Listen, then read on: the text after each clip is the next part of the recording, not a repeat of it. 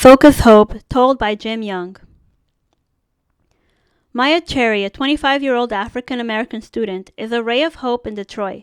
But when she first came into this world, there wasn't much hope there.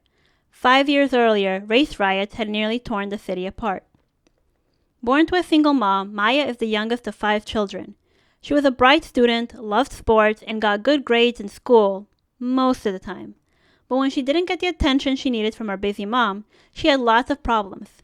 I didn't have any motivation, so I wasn't consistent, she says. I wasn't happy.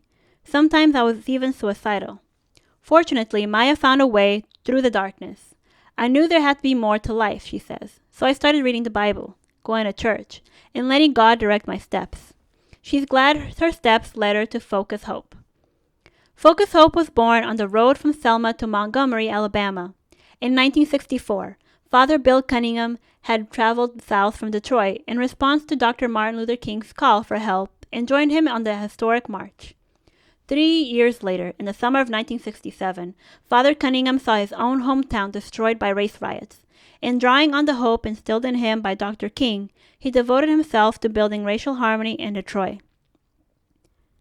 One of his parishioners, Eleanor Jasadis, a housewife raising 5 children, was so moved by his passionate commitment to overcoming racism, poverty, and injustice that she uprooted herself from her comfortable life in the suburbs and planted her family back down in Detroit's volatile inner city. Father Cunningham quit his teaching job. They started simply, feeding people in a church basement. We felt we had a moral responsibility to feed the children and the elderly, Father Cunningham said. People have to be properly nourished before they can be productive members of society. Since then, they've been training underprivileged young people for good jobs. Father Cunningham invites everyone he meets to join him in his work, and thousands have. One of them was Hewlett King. He came for a visit and stayed for a year. The director of Industrial Partnership Programs for EDS Unigraphics Division, Hewlett was a loaned executive to Focus Hope. The Loaned Executive Program is just one of the ways that EDS helps communities. One of my dreams for EDS goes way beyond financial success and service excellence, says Chairman Dick Brown. I want us to be the most admired company, to have a heart and soul and give back to something to the communities we work in. A lifelong volunteer, he encourages all 130,000 employees to participate in EDS's Global Volunteer Day, living out the company's philosophy that healthy communities and healthy business go hand in hand. EDS is known as a systems integrator. We're helping to integrate urban minority youth into mainstream society through technical training, says Hewlett.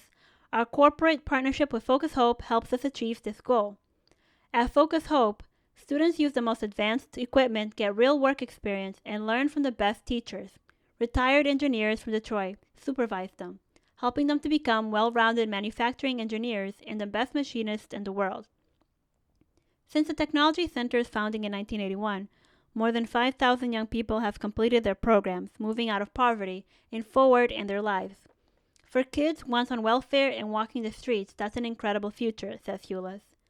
During Hewlett's year at Focus Hope, he spent lots of time with the students. When Maya first saw him, she was surprised. We deal with thousands of important people at Focus Hope, even presidents of companies. But they're usually white. Hewlett is one of the top people, and he's black. I was impressed, she says. Early on, Hewlett reached out to Maya, and they developed a special mentor relationship. He would ask me how I was doing, how my grades were, and give me some advice. He told me, stay focused and do your job, be on time, and be responsible. Be a 110% kind of person, she says. He told me that as a young black woman, I might face racism and sexism, but I should hold my head high and never lower my standards. Hewlett also helped Maya gain a realistic perspective about life. Don't look for somebody to shake your hand after you do something, he'd say. Your rewards will come. Just do your best, keep moving, and enjoy your life. What Maya appreciated most was knowing Hewlett was there for her. If you need anything at all, let me know, he's told her. Hewlett certainly knows the importance of helping the next guy, or gal. I grew up in East St. Louis, one of the most deprived cities in America. We all shared the same poverty, so we stuck together. When a kid got out of line, the whole community stepped in to discipline him, Hewlett says. To be able to help students and then have the pleasure of watching them assume positions of responsibility is really wonderful, he says. When you nurture them to be on their own, they can then reach back and help someone else.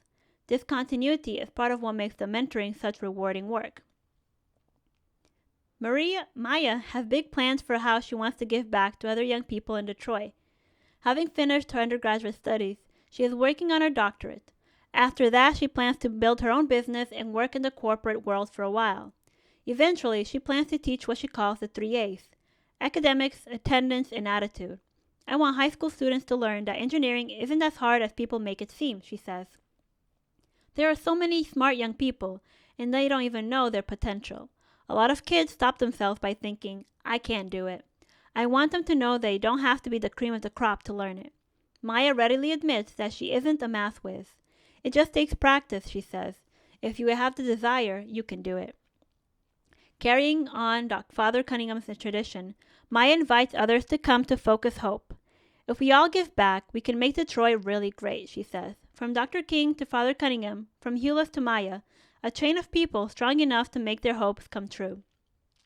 In 30 years, Focus Hope has grown into a charitable empire, including a state-of-the-art technology center with an engineering degree program and a manufacturing company, as well as food distribution center and a Montessori-based daycare facility. Over the years, Father Cunningham and Eleanor Josephus faced many challenges at Focus Hope. When things were difficult, they shared a ritual that gave them the courage to carry on. Quietly, without anyone noticing, they would pass a penny between them. The simple inscription on the penny, "In God We Trust," and the exchange with each other helped them remember that they were never alone. Continuing her leadership at Focus Hope, Eleanor told a special story at Father Cunningham's funeral. She asked the gathered mourners to think of him when they saw a penny, so his spirit would live on forever. The next week, the U.S. Army, a longtime supporter of Focus Hope, delivered more than 1 million pennies to Focus Hope, donated by Army families, for the millions of lives Father Cunningham had helped. Make a career of humanity, and you will make a finer world to live in. Dr. Martin Luther King, Jr. Reach out and help someone get on the road to success. Companies that want to give young people the gift of technology and bring hope to their communities can call Focus Hope at 313-494-5500 or visit www.focushope.edu.